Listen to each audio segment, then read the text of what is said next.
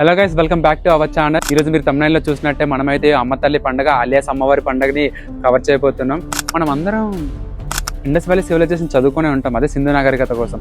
అక్కడైతే ప్రజలు అప్పట్లో వ్యవసాయం బాగా పండట్లేదని చెప్పేసి అవన్నీ వర్షాలు లేక అవన్నీ ఉన్నప్పుడు ఆ వర్షాలు పడడం కోసం దానికోసం అయితే ఒక దేవుడిని పూజించేవాళ్ళు, అమ్మ తల్లి దేవుడిని అయితే పూజించేవారు ఆ టైంలో. సో ఆ పండుగని ఇండస్ వ్యాలీ సివిలైజేషన్ నుంచి ఇప్పటి వరకు మేము కూడా జరుపుకున్నామని మీకు తెలుసా? మా గిరిజన ప్రాంతాల్లో ఇప్పటి వరకు అయితే ఆ పండుగను జరుపుతూనే ఉన్నారు.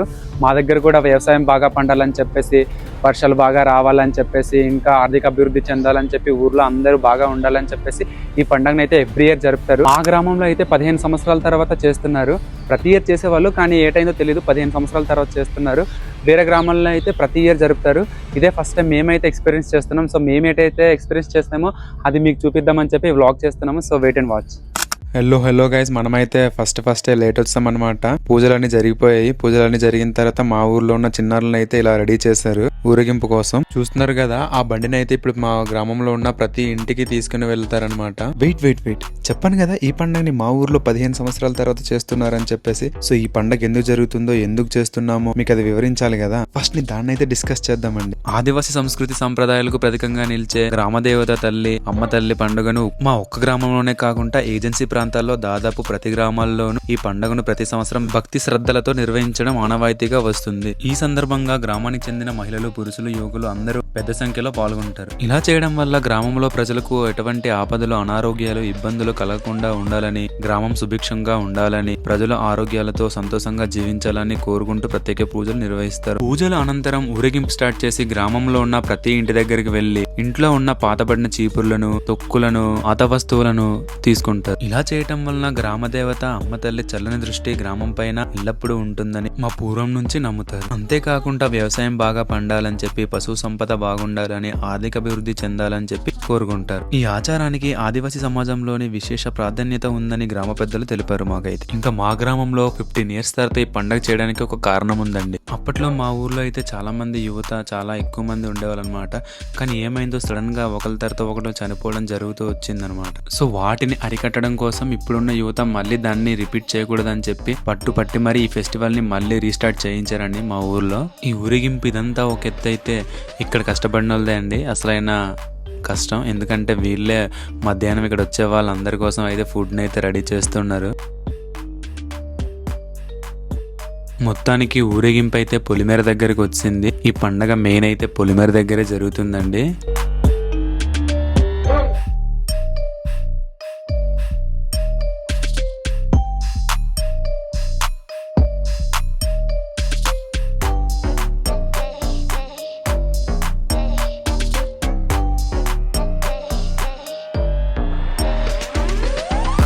చూసారు కదా, గ్రామం నుంచి చాలా మంది అయితే ఇక్కడే ఉన్నారు, చిన్న వాళ్ళ నుంచి పెద్దవాళ్ళ వరకు. ఇలా కొందరు అయితే డాన్స్లు వేసి చిల్ అవ్వారు. మనకు డాన్స్ రాదు కాబట్టి చూస్తూ చిల్ అయ్యాం.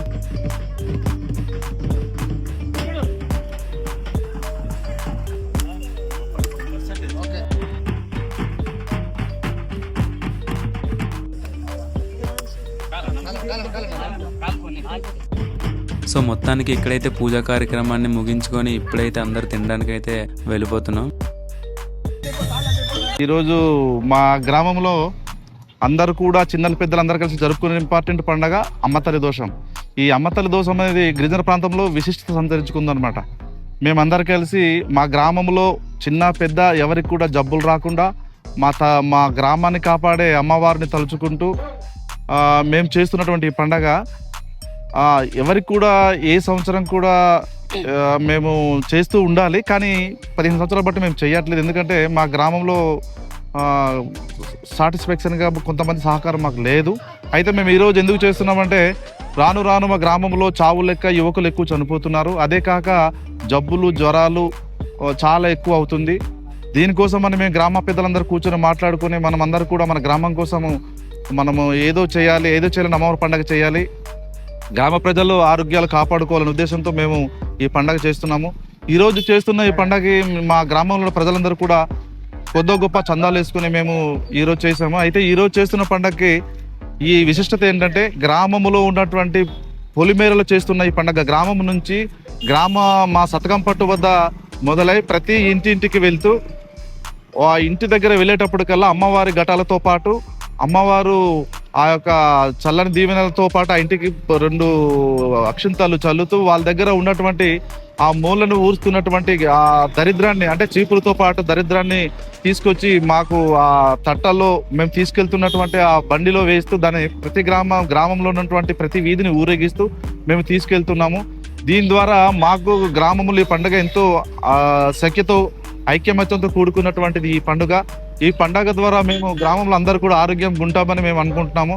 ఆ తల్లి దీవెనలు మాకు ఎప్పుడు కూడా ఉంటుంది అనుకుంటున్నాము. ఈ యొక్క పండుగ చేస్తూ ఈ దరిద్రాన్ని తీసుకెళ్లి గ్రామ పొలిమేర దాటించి అక్కడ అష్టదిగ్బంధనం చేసి గ్రామ పొలిమేర తర్వాత మేము వీటిని పంపించేస్తుంటాము.